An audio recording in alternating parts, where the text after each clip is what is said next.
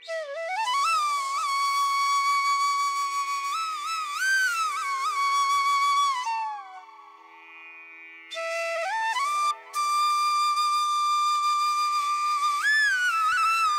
सभी लोगों को मेरा प्यार भरा नमस्कार। प्रयाग आज मैं बात करने वाली हूँ अल्मोड़ा के विश्वनाथ घाट के बारे में।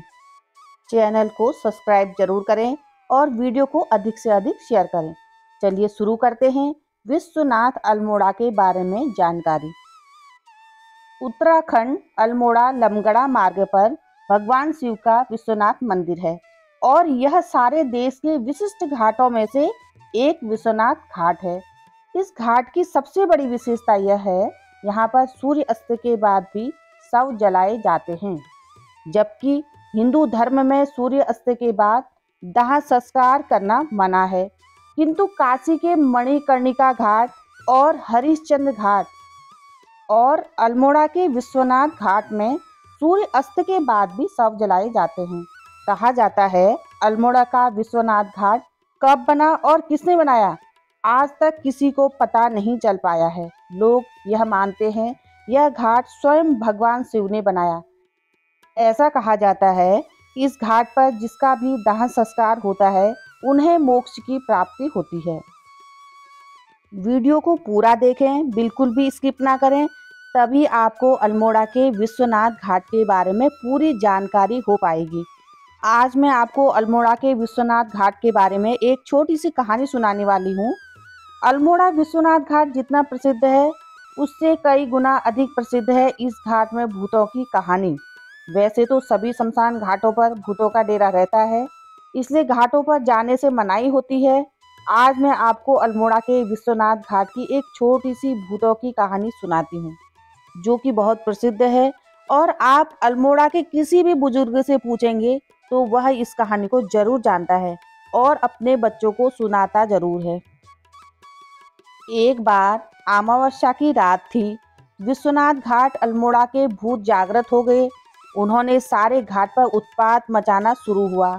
पहले जमाने में गाड़ी की सुविधा नहीं थी, अगर थी तो केवल जिला मुख्यालय तक थी।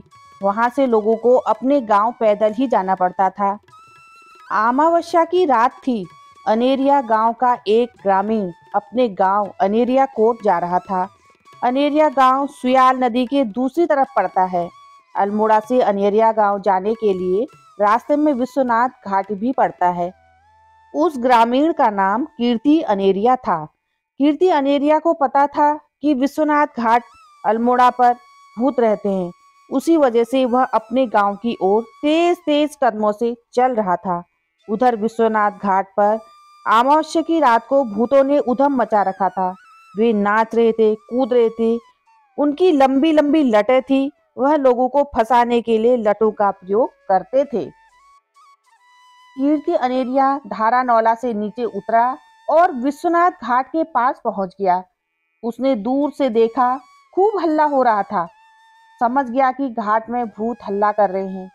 अब उसे सुयाल नदी के उस पार अपने गांव अनेरिया कोट जाना था। उसकी हालत डर के मारे खराब हो रही थी। वह मन ही मन अपने इष्ट देवता को याद करने लगा, हे इष्ट देवो मेरी रक्षा करना।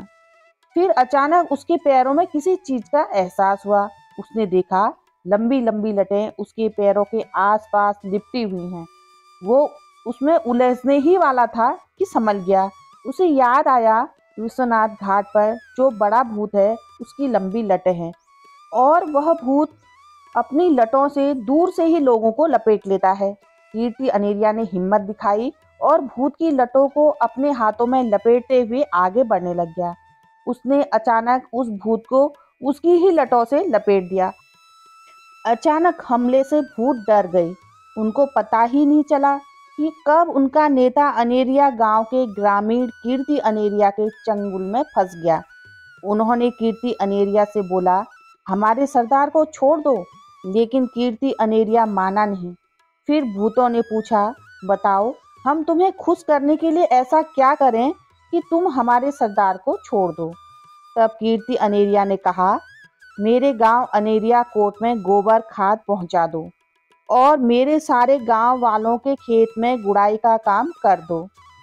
भूतों के सरदार ने कीर्ति अनेरिया को वचन दिया कि वह इस कार्य को एक रात में पूरा कर देंगे। भूतों के सरदार ने कीर्ति अनेरिया को भूत नियंत्रित करने का एक मंत्र भी बताया। इसके बाद कीर्ति अनेरिया अपने घर, अपने गांव की ओर चल दिया। जब वो सुबह उठा तो उसने देखा गांव में जितने भी खेत हैं उनमें गोबर की खाद डली हुई है और गांव के सारे खेतों में गुड़ाई हो रखी है। यह देखकर कीर्ति अनेरिया बहुत खुश हुआ। अब अनेरिया कोट के ग्रामीणों को भूतों का बिल्कुल भी डर नहीं था। अब उनको भूत बिल्कुल भी तंग नहीं करते थे। यह एक कुमाऊनी लोक कथा है। अंधविश्वास फैलाने का मेरा बिल्कुल भी मकसद नहीं है। मैंने भी यह कथा अपने बुजुर्गों से सुनी और आज मैं आपको सुना रही हूँ। अब मैं अपना वीडियो यहीं पर समाप्त करने वाली हूँ। अगली वीडियो में एक नई जानकारी के साथ और एक नई लोक कथा के साथ मैं आपके सामने आऊँगी।